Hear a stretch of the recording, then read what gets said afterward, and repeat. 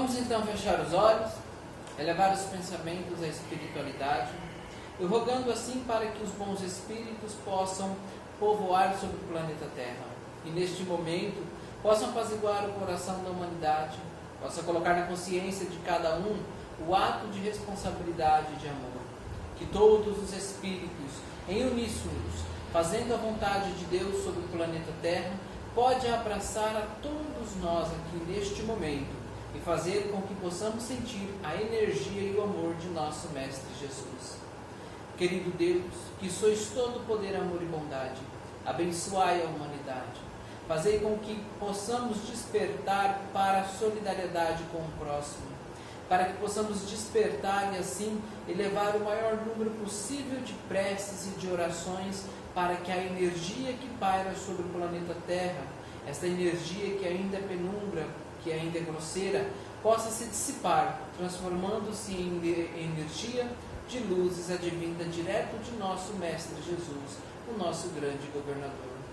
Deus, com tua bondade, com teu amor, e com o auxílio de nosso Mestre Jesus, e com os Espíritos de luz, nós rogamos a paz para o planeta Terra, rogamos as boas energias, para que se dissipe todo e qualquer mal, toda e qualquer maledicência. Fazei com que os nossos dirigentes tenham consciência de suas responsabilidades, fazendo com que eles possam atuar de acordo com a vontade da espiritualidade e não de acordo com a vontade do ego que cada um deles possui.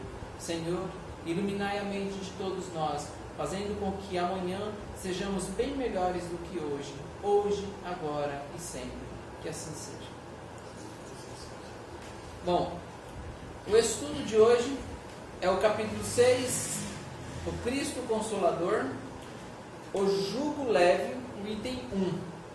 E se der, a gente estende para o 2. Ele começa o Evangelho segundo o Espiritismo dizendo neste capítulo o seguinte: Vinde a mim, todos vós que sois aflitos e sobrecarregados, e eu vos aliviarei. Vamos se atentar nessa primeira palavra. Vinde a mim, todos vós que sois aflitos e sobrecarregados, e eu vos aliviarei. Há uma grande má interpretação hoje na humanidade, né? Quando a gente diz esta palavra que está no Evangelho de Mateus, né? No capítulo 11, quando a gente pronuncia esta primeira frase, algumas pessoas imaginam o seguinte: Cristo está fazendo um convite para as pessoas que estão aflitas e sobrecarregadas. Não é para mim, eu estou bem, eu estou feliz. É o maior engano que este espírito está cometendo. É o maior engano que nós estamos cometendo. Por quê? Porque nenhum de nós que viemos para o plano terreno estamos isentos de pagar os nossos débitos. Nós viemos para a Terra com o intuito do quê? De saldar essa dívida, né, que nós temos de vidas pretéritas. E de uma maneira ou de outra, nós somos afetados sim por aflições, por perturbações, por dores. Por mais que eu seja uma pessoa próspera, feliz, com uma família formada, com todo mundo bem financeiramente e também economicamente falando e de saúde, ainda vai existir conflitos, vai existir tormentas, porque nós estamos em um mundo de provas e de expiações e entrando para um mundo de regeneração.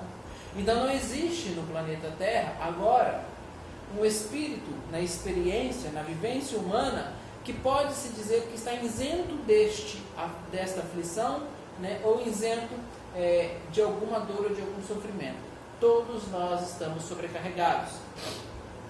Todos nós estamos ultrapassando até os nossos limites humanos de tanta preocupação, de tanta angústia, de tanto rancor, de tanta raiva, de tanta mágoa, né? De tantos problemas que às vezes eles nem deveriam existir. Então é importante a gente se atentar nessa primeira frase que vinde a mim todos vós, todos, ele coloca todos vós que sois aflitos e sobrecarregados. Significa vinde a mim a humanidade toda, porque não existe um ser no plano terreno que não esteja passando por alguma aflição agora.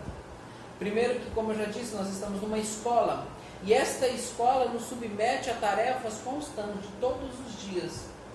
E quando não conseguimos cumprir, ou quando achamos que ela é muito pesada, nós começamos a ter o quê? A ansiedade, a agonia, né? Essa aflição começa a adentrar nos nossos corações e começa a perturbar a nossa mente. Então esse convite que Cristo faz é para todo mundo, não é para uma única classe específica. Este convite também é feito para os grandes espiritualistas, para os grandes líderes religiosos, porque talvez esses são os que mais ainda possuem aflição pela responsabilidade que eles têm, né, de poder o quê? Regar esta árvore da vida, regar essa árvore para que ela tenha bons frutos. Então essa responsabilidade deles é muito grande. Então a aflição deles acaba que duplicando, primeiro por já ver a aflição, né, dos seus fiéis, dos fiéis daquela congregação, daquela igreja, daquela doutrina, daquela filosofia, ou até mesmo daquela ciência. Então este convite que Cristo nos faz é para todos nós. Então vinde a mim, vamos até Jesus Cristo, vamos olhar para os exemplos que Ele nos deu, vamos observar como que Cristo caminhava sobre a terra, como que Ele articulava com as pessoas, como que Ele tratava os seres humanos, os animais, como Ele tratava o meio ambiente, como Ele tratava tudo aquilo que cercava, que circundava Ele. Não temos que nos preocupar se Cristo foi bem financeiramente ou se não. Não temos que nos preocupar se Cristo veio do Espírito Santo ou se Ele veio de José.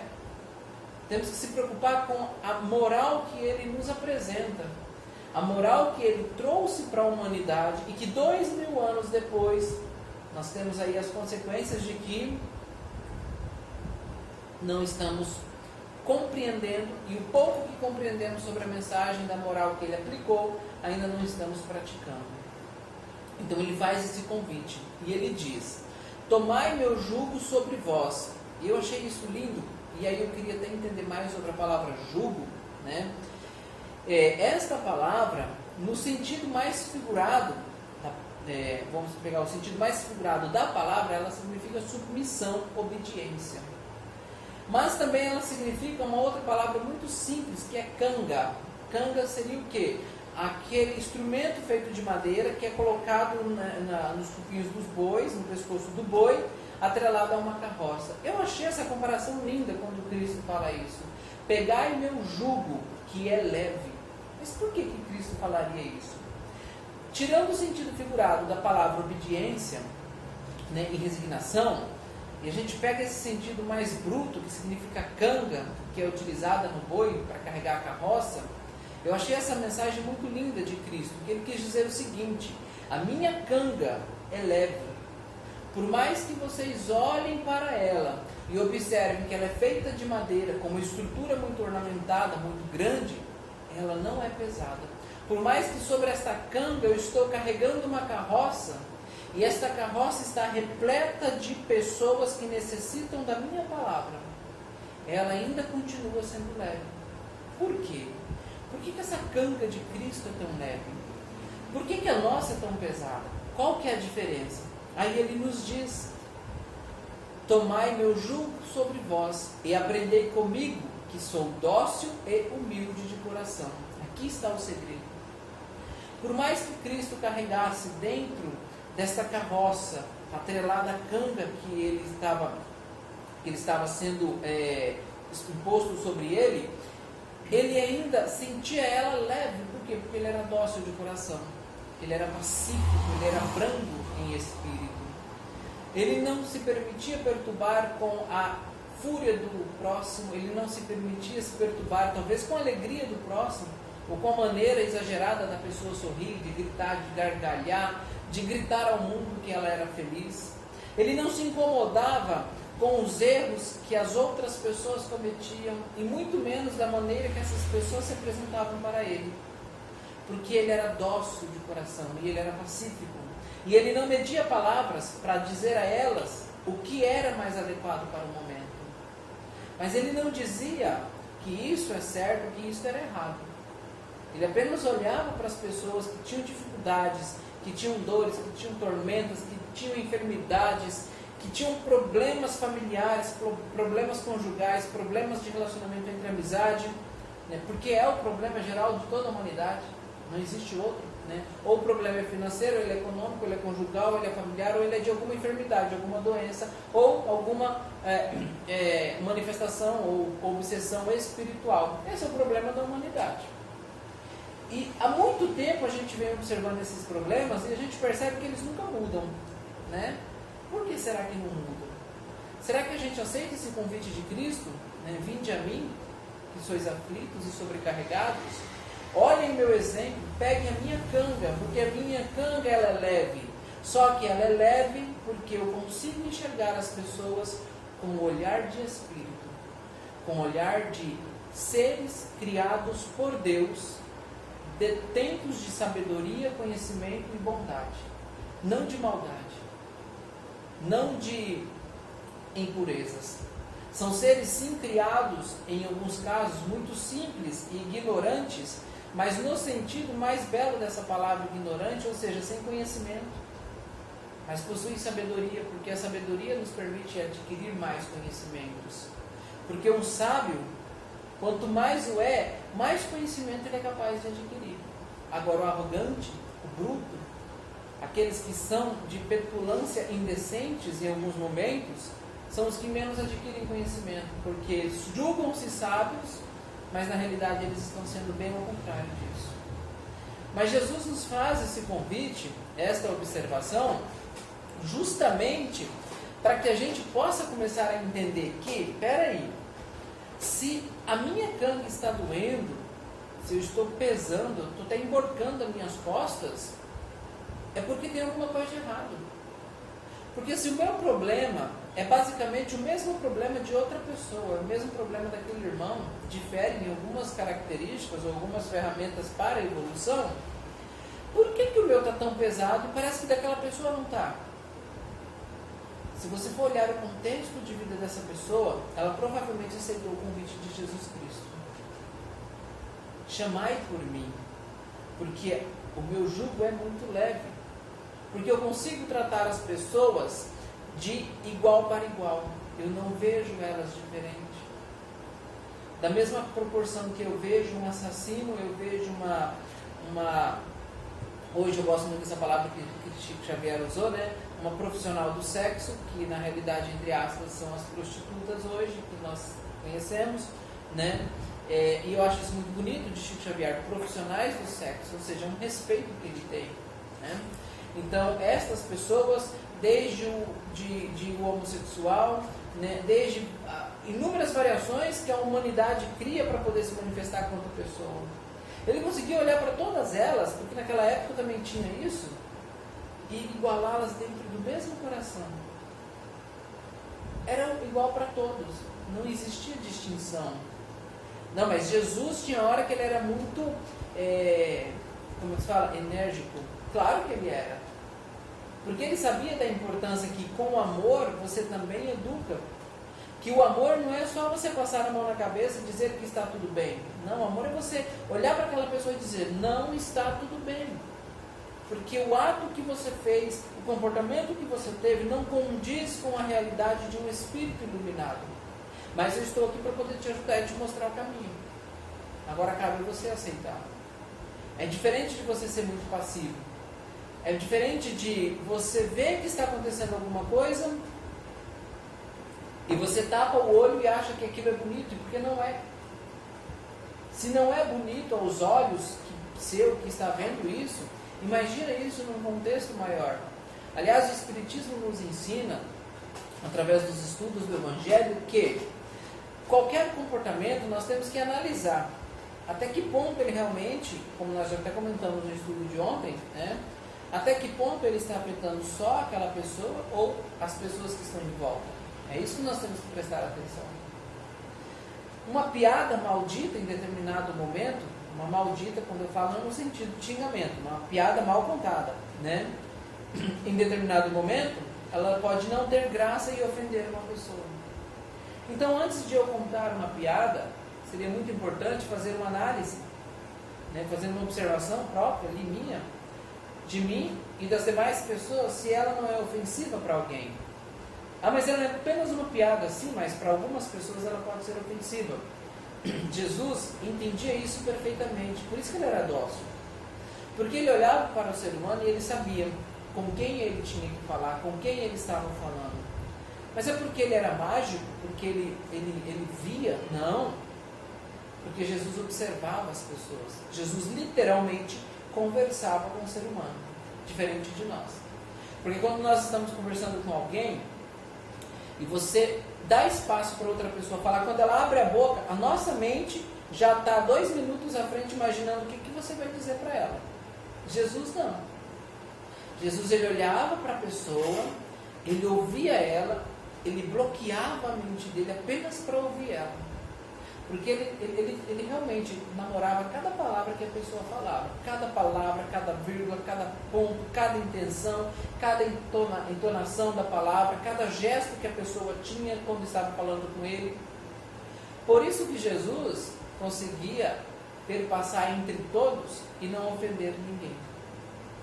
E se alguém, naquele momento, se sentisse ofendido, não ficava ainda evidente, porque ele não deixava isso ser amostrado para as outras pessoas que estavam em volta.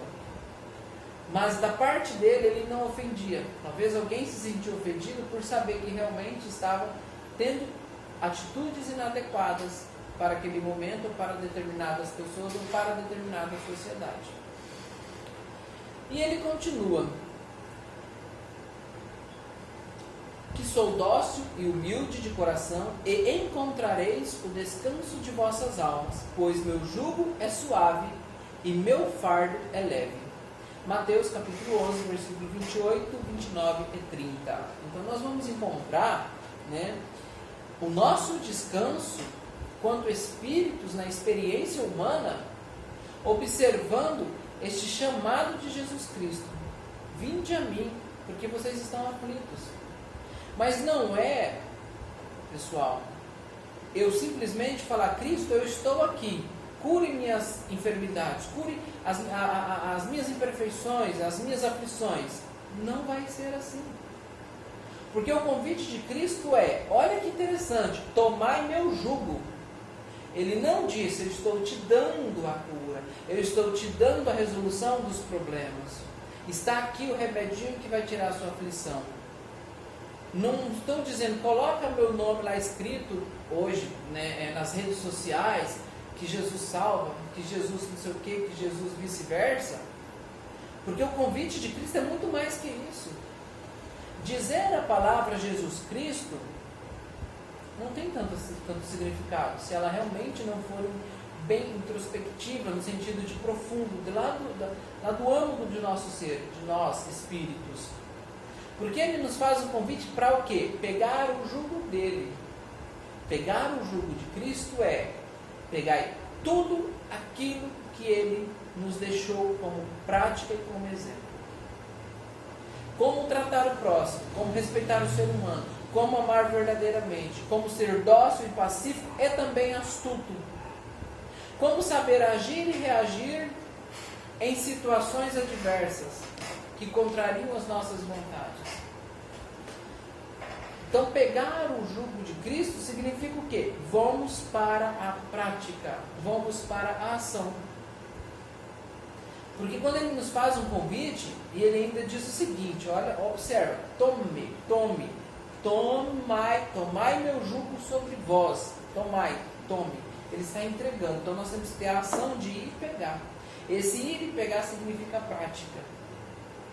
Eu não vou ser banhado pelo jugo de Cristo se eu não tiver a ação, o desejo, a prática, a vontade fiel de um filho de Deus para poder me transformar e transformar as outras pessoas. Então, se eu tenho dificuldade, eu tenho problemas, tenho aflições, a primeira coisa, quando uma pessoa está aflita, a primeira coisa que ela tem que fazer realmente é se isolar ali, nela mesma, independente de onde ela estiver. Ela pode estar com 30 pessoas ali em volta, mas é fazer uma observação interna, se isola internamente, olha para dentro. O que está acontecendo comigo porque eu estou aflito? Eu estou aflito porque fulano de tal aprontou isso, fez isso comigo e eu não sei qual vai ser o resultado. E por que tu se preocupas? Se você carrega o jugo de Cristo, se você sabe que Cristo era pacífico, bondoso com as palavras e astuto, e as ações de Cristo eram sempre através da análise e da observação, por que então não fazer o mesmo? Peraí, se eu identifiquei o motivo da minha aflição, eu vou analisá-la, o contexto dela. Eu vou saber quais são as consequências dela para amanhã, ou para daqui a alguns minutos, ou para este momento. E pela fé que eu tenho no porvir, ou seja, no mundo espiritual, eu não tenho que permitir então sofrer por ansiedade. Porque eu acredito que essa canga que eu peguei de Cristo me tem conhecimento suficiente para eu poder vasculhar esta carroça que ele estava carregando de muitas práticas e exemplos de amor, de beneficência, de indulgência para com o próximo, pegar e trazer para a minha realidade e colocar em prática. Talvez esta aflição que estamos sentindo, o primeiro ato é encontrar nessa carroça que a gente está criando aqui, digamos como uma metáfora, né? Vamos pegar dentro dessa carroça uma ferramenta chamada perdão, está lá dentro, porque Cristo carregava ela. Pega essa ferramenta perdão e coloca em prática na sua vida para você ver. Esta aflição em 2 tempos ela vai ser eliminada. Outra ferramenta que nós temos que ter o hábito de carregar, de ir lá, né, a pegar essa canga, acessar essa carroça e pegar outra ferramenta também, que é deixar de cuidar da vida do próximo como se nós soubéssemos o que é melhor para ele, porque nós não sabemos. Esse é um exemplo que Cristo também nos trouxe. O que é melhor para o próximo? Eu amá-lo, independente de como ele se apresenta para mim.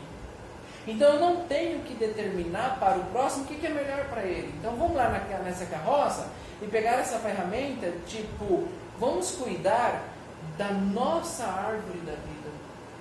Vamos regá-la, vamos colocar coisas positivas para que aquele próximo que eu quero transformar possa ver e possa enxergar.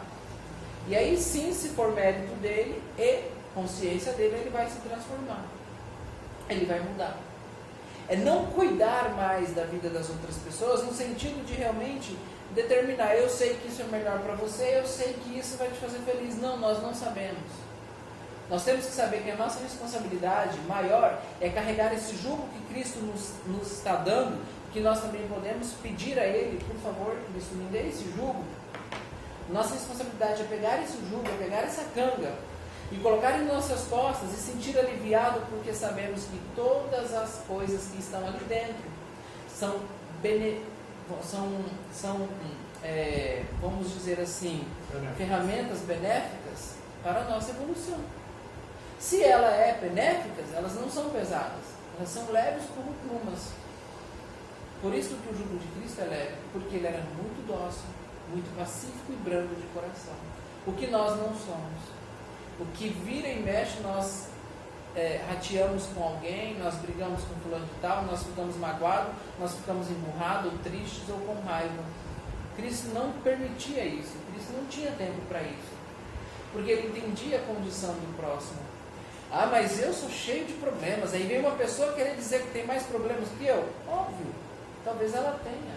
E se ela não tiver, então utilize ela como uma ferramenta para você treinar a humildade, aprender a ouvir mais. Ela não precisa saber que o seu problema é maior que o dela, porque o seu problema compete a você, àqueles que podem te ajudar, se são de saúde, aos médicos, à medicina, se são espirituais, né, aos dirigentes que você confia, né, ou a própria relação sua íntima com Deus, se são psicológicos, aos psicólogos. Mas para uma pessoa que vem diante de você, que está te procurando para ajuda, para poder desabafar, para poder colocar ali todas as aflições que ela está tendo, ela não precisa ouvir o seu problema, porque ela já está colocando dela. Então seja pacífico e humilde de coração e escute ela, porque talvez a resolução do nosso problema está no problema que a outra está nos dizendo. Muita gente deixa de se curar espiritualmente dizendo, porque não aprendeu ainda a ouvir a outra pessoa. Porque se ouvisse, de fato nós já teríamos encontrado muitas curas, né? Joana de Ângeles, em um dos livros, psicografado por Divaldo, ela diz uma coisa que eu acho fantástica, se não me engano é o Dias Gloriosos, mas depois eu até confirmo isso no próximo estudo, mas provavelmente sim, é Dias Gloriosos. Ela aponta que por que hoje o número de pessoas está aumentando drasticamente em consultórios psicológicos?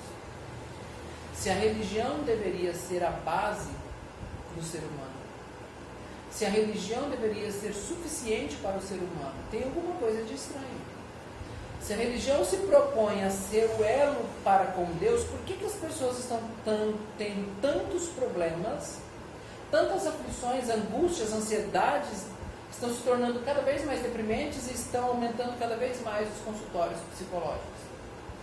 Deus, em sua infinita sabedoria, penso eu que Ele já sabe de tudo isso, então Ele diz: vamos aumentar o número de profissionais psicólogos, porque eles serão a base para que os meus filhos possam realmente se restabelecer. Porque a própria religião hoje, ela acaba de uma certa forma, talvez, não entendendo o convite de Jesus Cristo. E é onde a gente se depara com muitas pessoas desesperadas. Mas acreditamos, portanto, pelo Espiritismo, que um novo planeta de regeneração está chegando, está se aproximando. E isto vai ser cada vez menos frequente. As pessoas vão ser capazes de fazer um estudo próprio delas mesmas, elas vão ser mais harmônicas, mais pacíficas, vão saber pedir mais ajuda, elas não vão mais sofrer sozinhas. Se eu tenho um problema que aflige o meu psicológico, a minha mente, eu vou procurar um profissional, não vou ter medo mais de procurar esse profissional, vou voltar para a minha religião, para a minha filosofia, vou fazer uma união desta ciência psicológica, dessa ciência espiritual, que é a religião, e vamos andar de mãos dadas, porque religião e ciência são duas irmãs que não podem ficar separadas. Eu digo mais, religião e espiritualidade. Ciência e espiritualidade, elas não podem se separar. Elas são irmãs, são gêmeas. E quem separa, muitas vezes, somos nós com os nossos egos. Mas a ciência e a espiritualidade são princípios do mesmo Criador. Está lá no primeiro item, na primeira pergunta do Livro dos Espíritos, que é Deus, inteligência suprema. Então a ciência existe pela inteligência suprema, a espiritualidade, a religião existe pela inteligência suprema. Portanto, são irmãs gêmeas. Nós que precisamos enxergar dessa maneira. Mas nesse novo mundo que nós estamos entrando, tenho certeza que a maior parte da humanidade hoje está voltando-se para Deus, para a espiritualidade, para a sua religião, e dizendo: Cristo, eu estou aqui, dai-me vosso jugo, porque eu não estou mais suportando. E aí, uma observação que eu faço, para que quando a gente fazer este convite para Cristo, tenho que estar com o coração liberto, livre, com a mente aberta. Porque a primeira coisa que nós temos que fazer para poder receber esse jugo é sermos capazes de amar verdadeiramente, sem fazer qualquer pré-julgamento, qualquer condenação. É ser capaz de amar todas as pessoas, independente da maneira que elas se apresentam para mim. É nisso que nós temos que se atentar. Vinde a mim todos vós que sois aflitos e sobrecarregados. E eu repito, todos nós precisamos deste jugo de Cristo. Porque todos nós no planeta Terra estamos num processo de evolução, de aprendizado. Nós estamos numa escola, recebemos as tarefas e devemos entregá-las. Mas para que essa tarefa seja muito bem feita, muito bem aplicada, eu preciso reconhecer que eu faço parte de todo este globo terrestre em aflição e sobrecarregado. E que para eu ter um jugo leve, eu preciso olhar para Jesus Cristo e dizer a Ele: Jesus Cristo, meu governador do planeta Terra, eu estou aqui pronto para aprender, para saber como manusear este jugo, para saber como carregá-lo, para que eu assim possa ajudar e contribuir o maior número possível de pessoas à minha volta que ainda está tendo dificuldade de entender isso. A primeira coisa, nós temos que mostrar para Deus, para a espiritualidade, para o nosso Mestre Jesus Cristo, que nós estamos prontos e com vontade de fazer isso. Muito obrigado.